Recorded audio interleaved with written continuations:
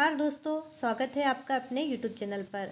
दोस्तों, आज हम बात करने वाले हैं CDP के एक बहुत ही महत्वपूर्ण टॉपिक विकास की अवधारणा, जो एमपीटेट वर्ग 3 के लिए बहुत ही ज़रूरी है और यह हमारे सब्जेक्ट का पहला टॉपिक है। दोस्तों, इस वीडियो पर हम जानेंगे विकास क्या है, इसका सिद्धांत क्या है और इससे जुड़े टॉप 100 क्वेश्चंस को हम पूरा करेंगे। हमने जो पिछले 3-4 वीडियो हैं उसमें पूरे ऐसे क्वेश्चंस को हल किया है जो एग्ज़ाम पर्पज़ के लिए बहुत ही महत्वपूर्ण है।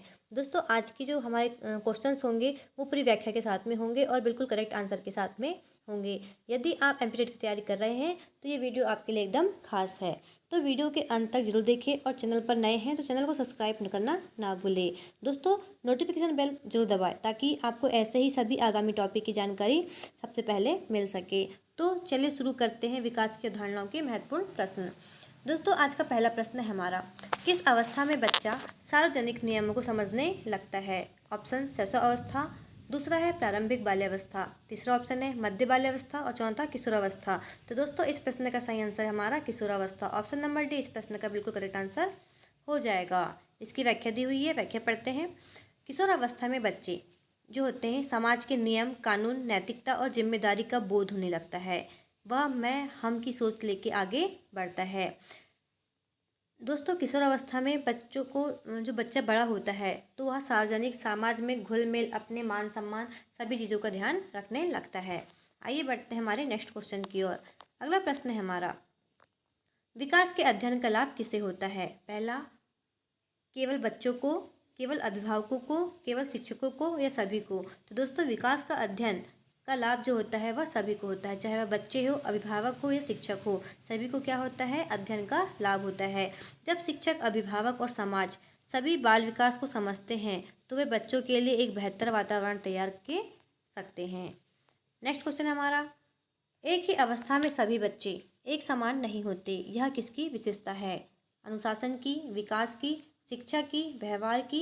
तो ऑप्शन जो इसके हैं सही आंसर होगा इसका विकास की।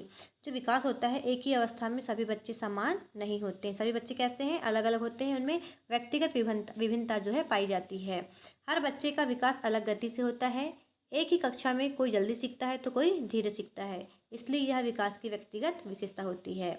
आइए बढ़ते हैं हमारे अगले प्रश्न की ओर। अगला प्रश्न है हमारा, किस सिद्धांत के अनुसार बच्चा सक्रिय खोजकर्ता होता है? ऑप्शन नंबर ए पियाजे का संज्ञानात्मक विकास सिद्धांत, ऑप्शन नंबर 2 कोलाबर्ग का नैतिक विकास सिद्धांत, ऑप्शन नंबर 3 वाइगोत्स्की का सामाजिक सांस्कृतिक सिद्धांत, ऑप्शन नंबर 4 थार्नडाइक का प्रयास त्रुटि सिद्धांत। तो दोस्तों, इस प्रश्न का सही आंसर है पियाजे का संज्ञानात्मक विकास सिद्धांत। क्यों दोस्तों? क्योंकि इस समय जो बालक होता है वह पियाजे के अनुसार बच्चा खुद से सीखने की कोशिश करता है, चीज़ों को छूता है, देखता है और अनुभव के साथ में ज्ञान अर्जित करता है। आइए बढ़ते हैं हमारे अगले प्रश्न की ओर। अगला प्रश्न कह रहा है हमसे, शिक्षक को विकास की जानकारी क्यों होना चाहिए? ताकि वह बच्चे को डांट सके इसलिए, या ताकि वह बच्चे को प्रतियोगिता कर सके? तीसरा ऑप्शन है ताकि वह उम्र अनुसार उपयुक्त शिक्षण कर सके और चौथा है ताकि वह परीक्षा ले सके। तो दोस्तों, शिक्षक को विकास की जानकारी इसलिए होनी चाहिए ताकि वह बच्चे के उम्र के अनुसार उसे उपयुक्त शिक्षण दे सके। अगर शिक्षक को यह जानकारी होगी दोस्तों तो किस उम्र में बच्चा क्या कर रहा है, क्या सीख रहा है और वह क्या करेगा, उसी के अनुसार बच्चे को पढ़ा सकेगा और उसे समझ पाएगा। आइए बढ़ते हैं हमारे अगले प्रश्न की ओर। अगला प्रश्न है हमारा, विकास का कौन सा प्रकार भाषा और सोच से जुड़ा होता है? पहला है नैतिक विकास, सामाजिक विकास, संज्ञानात्मक विकास या शारीरिक विकास? ऑप्शन नंबर सी दोस्तों इस प्रश्न का बिल्कुल करेक्ट आंसर हो जाएगा, संज्ञानात्मक विकास। संज्ञानात्मक विकास में बच्चा सोचता है, तर्क करता है, भाषा सीखता है और समस्याओं का हल करना सीख जाता है। नेक्स्ट क्वेश्चन हमारा, बच्चा छोटा वयस्क नहीं होता, यह विचार किसका है? क्या यह विचार फ्रायड का है, पियाजे का है, स्किनर का है या फिर यह कोलाबर्ग का है? ऑप्शन नंबर बी इस प्रश्न का बिल्कुल करेक्ट आंसर हो जाएगा मित्रों। क्यों मित्रों? क्योंकि पियाजे ने कहा है कि बच्चों की सोच वयस्कों से कैसी होती है? भिन्न होती है और वे अपनी समझ और अनुभव से सीखते हैं, ना कि किसी वयस्क के जैसे सोचते हैं। अगला प्रश्न है दोस्तों हमारा, बच्चे के व्यक्तित्व विकास में सबसे पहला और गहरा प्रभाव कौन डालता है? ऑप्शन है स्कूल, शिक्षा, माता पिता, समाज। तो दोस्तों बच्चे का व्यक्तिगत विकास जो होता है सबसे पहला और गहरा प्रभाव उसका डालते हैं परिवार अर्थात माता पिता। माता पिता जो होते हैं दोस्तों यह बच्चे से सबसे पहले संपर्क में आते हैं। बच्चे माता पिता को देखकर ही उनकी भाषा, व्यवहार, प्रेम सभी चीज़ों को क्या करता है, अनुकरण करता है। अनुशासन से ही उसका व्यक्तित्व विकास बनना शुरू होता है। अगला प्रश्न दोस्तों हमारा, सामाजिक विकास में कौन सा कौशल आता है? पहला है लिखना, बोलना, दूसरों के साथ मिलकर रहना, तीसरा है चित्र बनाना।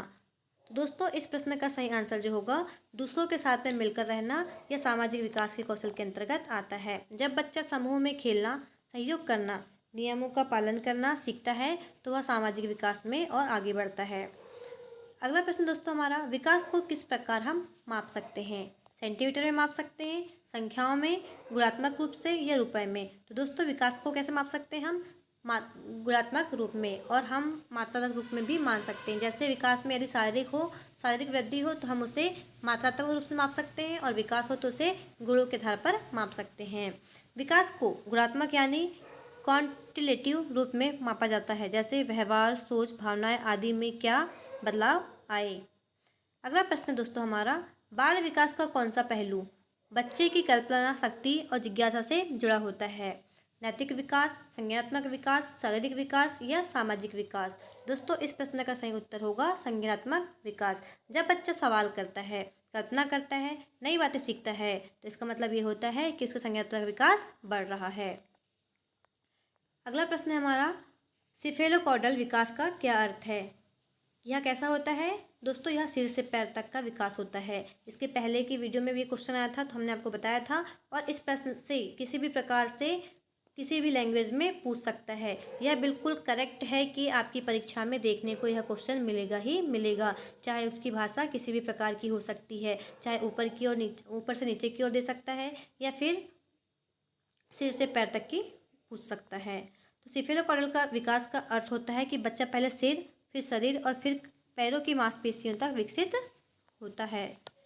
आइए बढ़ते हमारे अगले प्रश्न की ओर। अगला प्रश्न दोस्तों हमारा, किस अवस्था में जिद करना और ना कहना सामान्य होता है? पहला ऑप्शन है शैशव अवस्था, दूसरा है प्रारंभिक बाल्यावस्था जो 2 से 6 वर्ष की होती है, तीसरा ऑप्शन है हमारे पास में किशोरावस्था और चौथा है पूर्णावस्था। तो ऑप्शन नंबर बी इस प्रश्न का करेक्ट आंसर हो जाएगा।